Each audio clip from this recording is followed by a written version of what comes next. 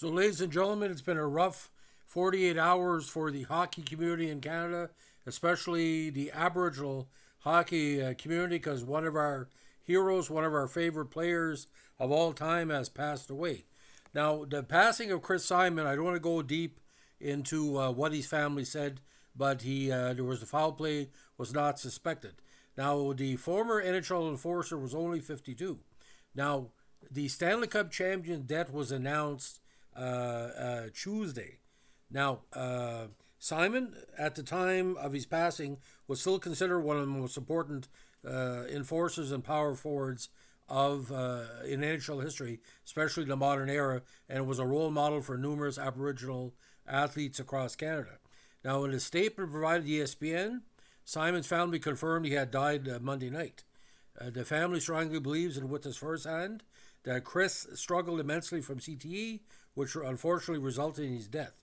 Read the statement provided by Simon's former agent, Paul Theophanous. We are grieving the loss of her son, brother, father, partner, teammate, and friend.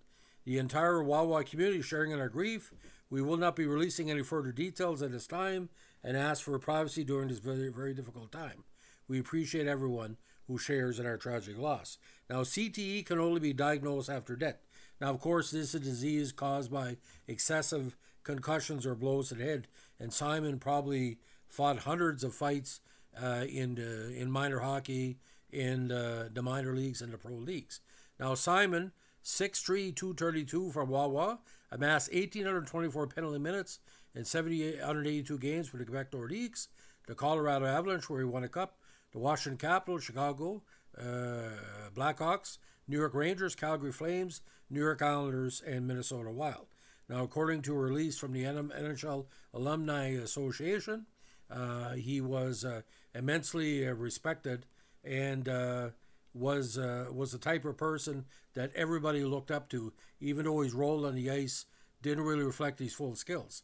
Now, CTE is associated with repeat traumatic brain injuries, including concussions and repeated headshots, according to a CBC report on his passing. Deaths by suicide and drug overdose are common among athletes in CTE cases. The NHL has repeatedly disputed any links between hockey and CTE. Now, a study of former NHLers published last year showed enforcers live significantly shorter lives than their peers. Now, researchers at New York's Columbia University came to that conclusion after analyzing data from 6,039 players from 67 through the spring of 2022, which is considered a modern enforcer era. The study found enforcers died on average a decade younger than comparable peers drafted in the same rank, were of similar height and weight, and played the same position. The researchers did not find more deaths among the NHL enforcers than in the control group. However, being an enforcer was associated with dying approximately 10 years earlier and more frequently of suicide and drug overdose than match controls, the study said. Re-emphasis on player safety and improving quality of life after a hockey career should renew discussion to make fighting a game misconduct penalty in the NHL. Now, Simon is the latest former NHL tough guy to die at a young age, joining the likes of Bob Probert, Derek Boogaard, Wade Belak, and Rick Ripien. The differences in causes of death between the enforcers and their fellow players was striking, the 2023 study found. 2 neurodegenerative disorder deaths, 2 drug overdoses, 3 suicides, and 4 vehicular crashes were attributed to 331 players identified as enforcers fighters, compared to just 1 car crash death among the age-match control group. Now, commenting on Wednesday, NHL Commissioner Gary Bettman called Simon's death tragic, but refrained from directly addressing the family's charges linking it to CTE. Well, Gary Bettman could go fuck himself because he doesn't give a shit about all the various enforcers that have gone through that last year. That's his comment. I'm only going to say it once. I don't agree with anything he says. Now, once a staple of NHL games, fighting has seen a steep decline as the sport has become faster and more skilled, but is certainly not gone, with fisticuffs coming roughly every 4 or 5 games. The league has seen some big tilts this season, most notably involving hulking 6'7" New York Ranger rookie Mark Rempe, who dropped the gloves 4 times in his first 7 contests. Now, the NHLPA sent an email Tuesday confirming Simon's death, that his children and family are grieving the sudden loss of their father, son, brother, friend, and teammate. Teddy Nolan, who coached and mentored Simon with the OHL's Sault Ste. Marie Greyhounds, called it a very tough day. It was, if I was starting a team, Chris would be my first pick. Nolan, who also coached Simon in the NHL with the Islanders, sent a text message. Size, skill, talent, and above all, a heart of gold. However, we all know Simon wasn't without controversy. At one point, the NHL was suspending him on a regular basis, and a grand total 8 times during his career for almost a total of 65 games or a full season. He was hit with a 25-game ban when he was with the Islanders for a cross-check to the face of Rangers forward Ryan Holwig in March 2007. Simon was then forced to sit 30 games for stomping on the leg of Pittsburgh Penguins winger Jarkko Ruutu in December of the same year.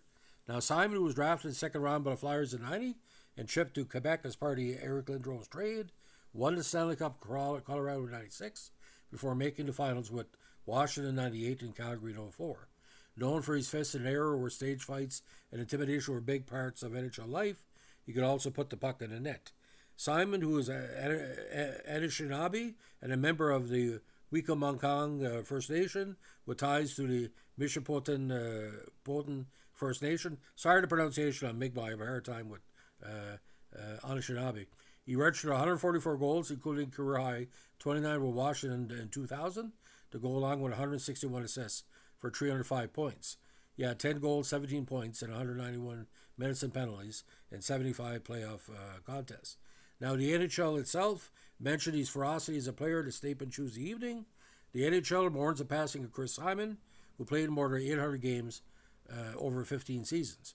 A fierce competitor and teammate, Simon won the Stanley Cup in Colorado in '96 and reached the Stanley Cup Finals with Washington in '98 and a 2004 final with Calgary.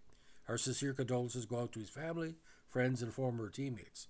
Now, Simon also played parts of 5 seasons in the Russian-based KHL after his final NHL stop with Minnesota in '08.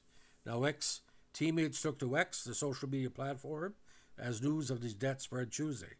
An intimidating guy on the ice, hell of a player as well, posted Mike Commodore, a former teammate of Simon in Calgary. He couldn't have been nicer to me. R.I.P. Chris, you will be missed. Now, the Simon situation is very fluid, as we're saying. Now, I did a podcast on Chris a number of months ago, just celebrating his Aboriginal background. But Simon, to me, again, a very, very talented guy. But in Quebec and with Colorado, there was a lot of what they call Battle of Quebec games. A lot of situations where Simon was protecting the key players on Colorado and Quebec. And his time in Calgary was strong as well. But very few Aboriginal players have won a Stanley Cup in the modern era. And when he won, of course, all the Aboriginal communities across Canada were celebrating that. We were just kind of disappointed that he was only seen by some people call him a goon. I think Chris Simon, one of the most underrated players I ever covered. But he had a role to play, and he played it. Sometimes he played it too much, but it doesn't take away from his dedication and talent for the game. I would say he would have lasted longer in the modern NHL. You know, he's a big hitter as well. And a very handsome guy.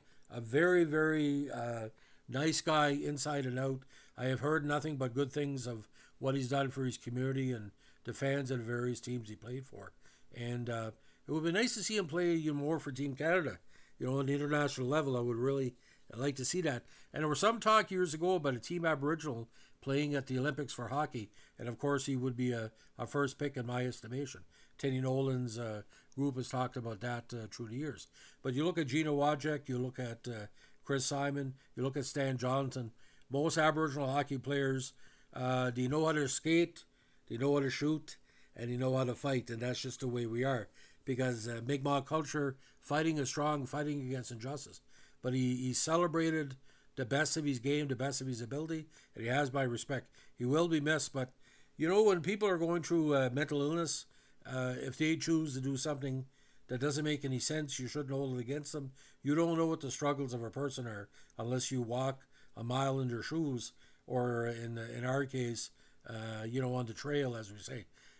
In Aboriginal culture, you know, there's good medicine and there's rough medicine, and I just think he didn't have enough understanding because of his illness, how much we loved him and respected him, and you know, the good thoughts will keep. Just because he did something to himself doesn't diminish him as a person. Like I said, we all go through our struggles. So, ladies and gentlemen, that's the latest of the Chris Simon situation. We'll update as we go.